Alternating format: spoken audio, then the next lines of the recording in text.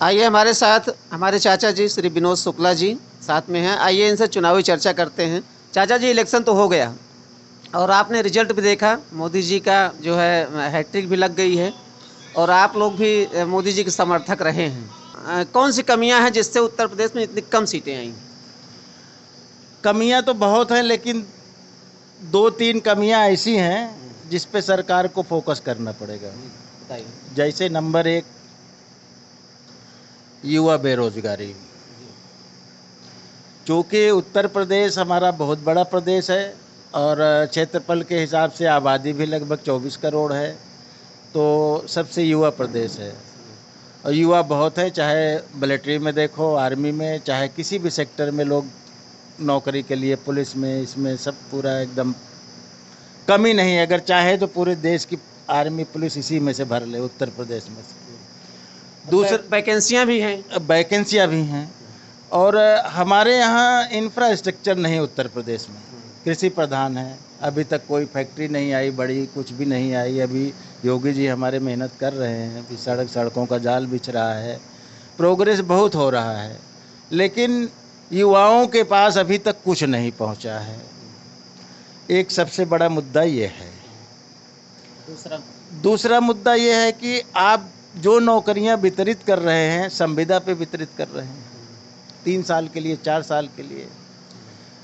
बच्चा 21 साल का हुआ, आपका 10,000 की संविदा पे नौकरी ज्वाइन कर लिया, क्या करे, मजबूरी में कुछ ना कुछ तो करना है, ज्वाइन कर लिया। 3 साल के बाद, 4 साल के बाद जब वो 28 साल का हुआ तो आपने आउट कर दिया।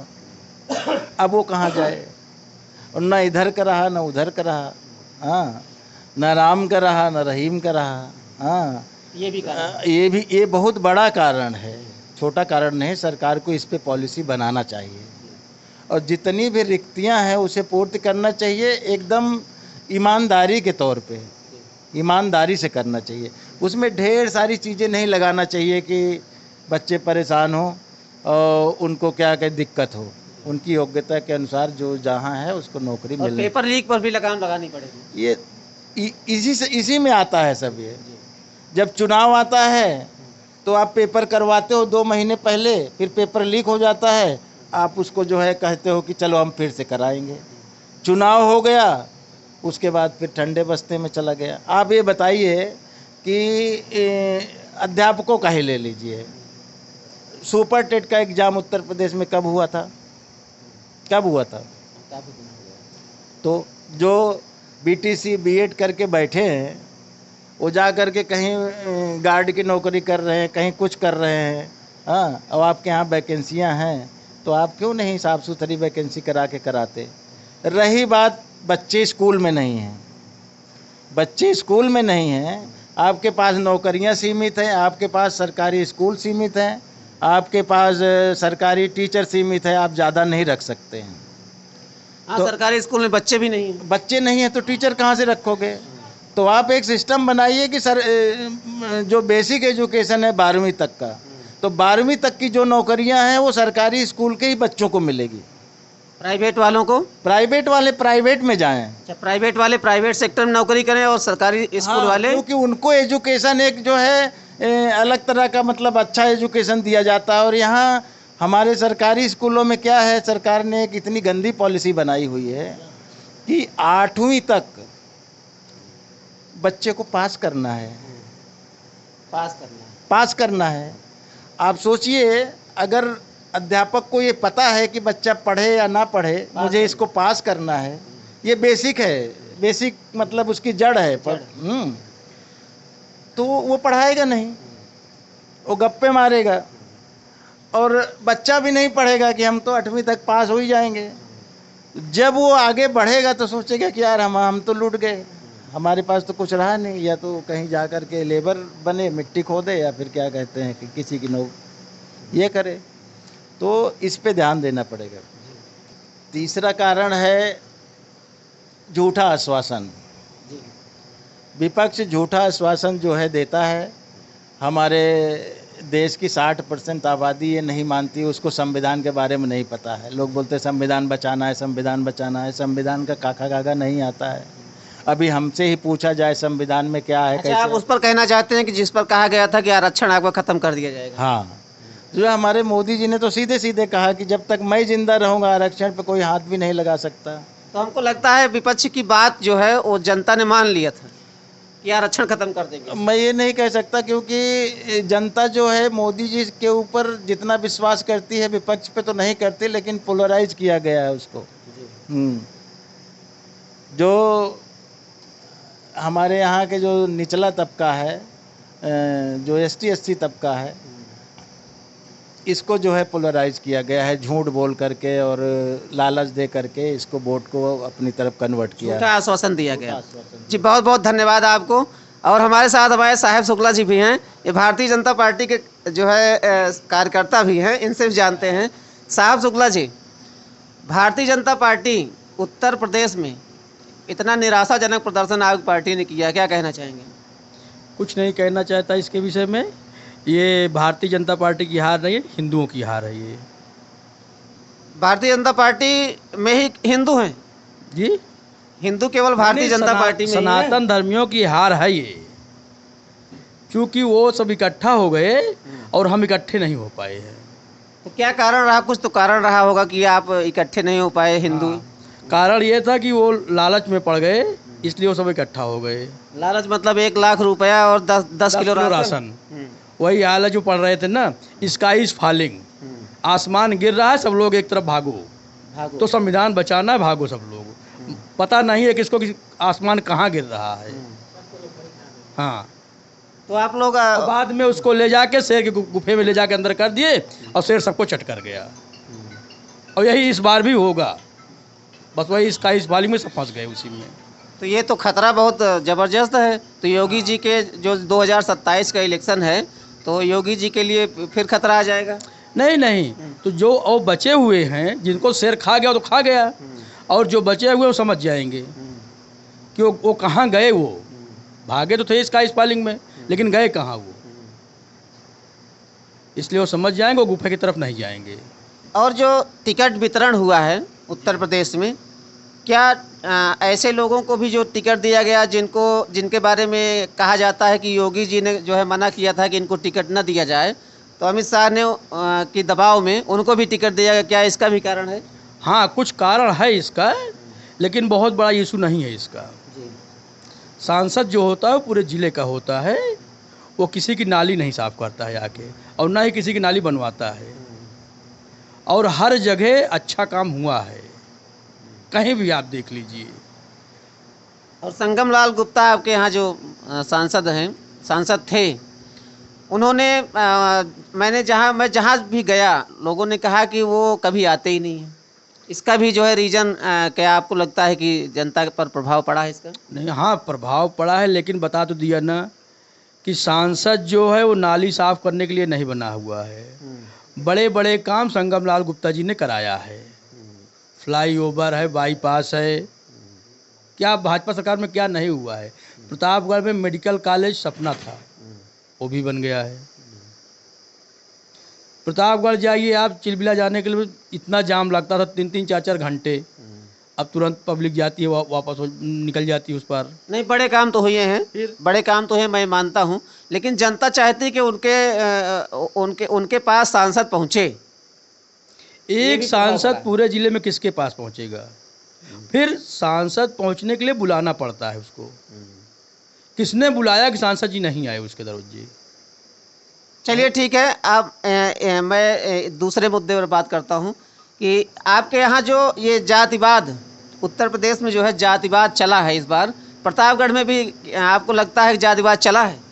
जातिवाद यूपी में बहुत तगड़ा है और हर बार चलता है, अबकी नया नहीं है ये, हर बार चलता है, लेकिन अब की कुछ ज़्यादा चल गया, आपकी लालच में चल गया बस। लालच में? जी हाँ। और आपको लगता है कि अभी जो देखने में आ रहा है, सुनने में आ रहा है, सूत्रों के हवाले से खबर लग रही है कि आपके भारतीय जनता पार्टी में कुछ भीतरघाती भी इसमें आ गए हैं क्या, भीतरघात करने वाले? अभी इसका खुलासा नहीं हो पाया है, जांच चल रही है। जांच चल रही है? जी हाँ। अगर भीतरघात करने वाले सामने आ गए तो उन पर कार्रवाई होगी? अब ये तो शीर्ष नेतृत्व बता सकता है। इतना हमारा पावर है नहीं कि हम बता दें पहले से ही। वैसे हम जहाँ तक अंदाज़ा लगा रहे हैं कि सबसे ज़्यादा पट्टी में जो है, पट्टी विधानसभा प्रतापगढ़ में, वहाँ जो है ज़्यादा भारतीय जनता पार्टी का वोट कम हुआ है। पट्टी में मोती सिंह का प्रभाव ज़्यादा है। तो क्या आपको क्या लगता है क्या हुआ होगा वहाँ? अब देखिए, बहार बहार होती है, जिधर जिधर पब्लिक बह गई उधर वोट पड़ जाता है। तो राजा भैया को नाराज करना क्या जो है भारतीय जनता पार्टी को भारी पड़ा? हाँ, भारी पड़ा। विश्वनाथगंज छोड़ के हर जगह भारी पड़ा है। सोनू मोनू है, वो भी जो है भारतीय इनका राजा भैया के प्रभाव में उन्होंने भी काफ़ी जो है काम किया है। मेनका गांधी वहाँ पर हारी हैं। मेनका गांधी, सोनू मोनू का प्रभाव वहाँ पड़ा है, जो राजा भैया के करीबी माने जाते हैं। बता तो दिया ना कि लालच, किसी का प्रभाव कहीं नहीं पड़ा, सिर्फ जनता लालच में बह गई है। लालच में। जी हाँ। चलिए, बहुत बहुत धन्यवाद। हमारे साथ हमारे चाचा जी श्री राम बाबू शुक्ला जी भी हैं, इनसे भी जानना चाहेंगे। चाचा जी, आपको क्या लगता है कारण क्या रहा होगा भारतीय जनता पार्टी कितनी उत्तर प्रदेश में करारी हार हुई है? मैं कहूँगा हालांकि मोदी जी प्रधानमंत्री बन रहे हैं, लेकिन उत्तर प्रदेश में योगी जी की साख कम हुई है कि नहीं? नहीं, योगी जी की साख कहाँ कम हुई है। योगी जी की साख वैसी की वैसी बनी है और आगे भी बनी रहेगी। सरकार की लाभकारी योजनाएं जो हैं, जैसे राशन है, किसान सम्मान निधि है, और ये उज्ज्वला योजना है, आयुष्मान कार्ड है, इसका तो लाभ सबको मिल रहा है। भाई, इसका लाभ सबको, आयुष्मान कार्ड बना हुआ है। इनकी इतनी औलादें हैं, उनको सबको आयुष्मान कार्ड बना है। हिंदू की दो चार संतान, दो संतान है, तो हम दो, हमारे दो। ज़्यादातर तो जो है ब्राह्मणों को आयुष्मान कार्ड, ब्राह्मणों का नहीं बन पाया है। नहीं बन पाया है, इस पर योगी जी ध्यान देंगे। और ब्राह्मणों ने काफ़ी हद तक वोट भी किया है और करते भी रहते हैं। आगे भी करते रहेंगे, उनको वोट करते ही रहेंगे, हम तो करते ही रहेंगे। लेकिन बताया नहीं कि कुछ कुजातियाँ हैं, वो प्रभावी हैं। उनकी जनसंख्या पर रोक लगाया जाए। वो दिन पर दिन जनसंख्या बढ़ाकर अगले 2.5 साल बाद फिर चुनाव है, फिर उतने बन जाएंगे। और मैं योगी जी से ये कहना चाहता हूँ आपके माध्यम से, ब्रह्मास्त्र न्यूज़ के माध्यम से, कि जितना नाम वोटिंग में लिखा जाता है, चुनाव के समय उनका नाम काट दिया जाता है। हाँ, उस समय उनका नाम ढूंढने से मिलता नहीं। जो बीजेपी कार्यकर्ता हैं, जो वोट देने वाले हैं, उनका नाम नहीं पाया जाता है। हमारे बहुत सारे लोग वोट देने से वंचित रह गए। और हमारे बच्चे जो बाहर रहते हैं, उनके लिए कुछ सुविधा की जाए कि वो वहाँ से वोटिंग कर सकें। जी बिल्कुल, काफ़ी लोग बाहर भी रहते हैं, जो दिल्ली मुंबई वगैरह में रहते हैं, तो वो लोग वोटिंग के अधिकार से वंचित रह गए। वोटिंग के अधिकार से वंचित रह गए, या तो नौकरी छोड़ के आए, आने जाने में टाइम लगता है, 4 दिन 5 दिन, इतने दिन की छुट्टी प्राइवेट सेक्टर में मिलती नहीं है, जिसके कारण वोट देने से वंचित रह गए। उनके लिए कुछ सुविधा करनी चाहिए। जातिवाद का भी असर हुआ है? जातिवाद का तो बहुत असर है। पता नहीं अखिलेश क्या दे देंगे, कोई कुछ नहीं। जितना योगी जी दे रहे हैं, जिसके पास कोई संतान नहीं है, हम ही लोग उनकी संतान है, वो जब नहीं दे पा रहा है जितना दे पा रहा है, जितने दे रहे हैं, तो ये क्या देंगे। इनकी तो बीबी खड़ी है, बेटी खड़ी है, जो प्रचार करने लायक भी नहीं, वो भी प्रचार कर रहे हैं। कहीं बहू खड़ी है, जितने हैं पूरा परिवार के खड़े हैं। योगी का कौन सा परिवार है, मोदी का कौन सा परिवार है। लेकिन जनता चूतिया है, कुजात, इसलिए मैं कुजात का शब्द का इस्तेमाल कर रहा हूँ कि ये कुजात है, नहीं समझने वाली। आपने देखा होगा लाइन लगी है 1-1 लाख के चक्कर में, 1-1 लाख चक्कर में पड़े हैं। ये तो डकैत वाली पार्टी है ही है। अब ATM नहीं चुरा पा रहे हैं। योगी जी को बुलडोजर जाके सोझे गिरा देता है, तो इसलिए चोरी करने को पा नहीं रहे हैं। योगी सरकार है, तो अब क्या करेंगे। सोचे कि कम से कम 1 लाख सालाना, यानी 8,500 रुपये महीना। हाँ। और घर में अगर 3-4 महिलाएं हैं, हाँ। तो कमाने की जरूरत नहीं। हाँ, तो इसका प्रभाव पड़ा, 1-1 लाख रुपए का प्रभाव पड़ा है। जितने बेवकूफ़ हैं, उनको समझ में नहीं आता, तो उनको पड़े है। जो समझदार आदमी है, कहाँ से देंगे। देश से सरकार इतना सोना ला रही, बाहर से कर्ज से लदा हुआ था, उसको सुधार रही है। इनको कुछ पता ही नहीं है। देश में अच्छी अच्छी सड़कें बन रही हैं, कितना देश विकास कर रहा है, इसको इनको पता ही नहीं है। ये तो बस यही प्रतापगढ़ थोड़ी दूर में रहते हैं, उतने सीमित जानते हैं। तो ये है जनता की राय। तो कहने का मतलब ये है कि हमारे उत्तर प्रदेश में जो वोटिंग हुई है, उसमें जातिवाद भी हावी हुआ है, और कुछ जो भ्रम फैलाया गया विपक्ष के द्वारा कि संविधान खतरे में है, आरक्षण जो है समाप्त कर दिया जाएगा, इसका भी प्रभाव पड़ा है। बाकी 1-1 लाख रुपए खाते में महिलाओं के हर साल आने की जो बात की गई थी, ये भी, इसका भी काफ़ी प्रभाव पड़ा है। और इस वजह से भी वोटिंग हुई। और साथ ही साथ कुछ जो है जो राजा भैया के विषय में कहा जा रहा है कि उनकी नाराज़गी थी, ऐसा जनता का मानना है। तो चुनाव हो गया है, मोदी जी तीसरी बार प्रधानमंत्री बनने जा रहे हैं। देश विकास करे, उन्नत के शिखर पर चले और सभी लोग एक साथ फिर मिलकर, जितने भी लोगों ने वोटिंग किया है नहीं किया है, अब उसको जो है दरकिनार करते हुए अब एक साथ सभी जनता जनार्दन से मेरा अनुरोध है ब्रह्मास्त्र न्यूज़ के माध्यम से कि सारे गिले शिकवे मिटा करके अब एक बार फिर से आप सब लोग देश की समृद्धि में अपना योगदान दें। जय सिया राम, वंदे मातरम, भारत माता की जय।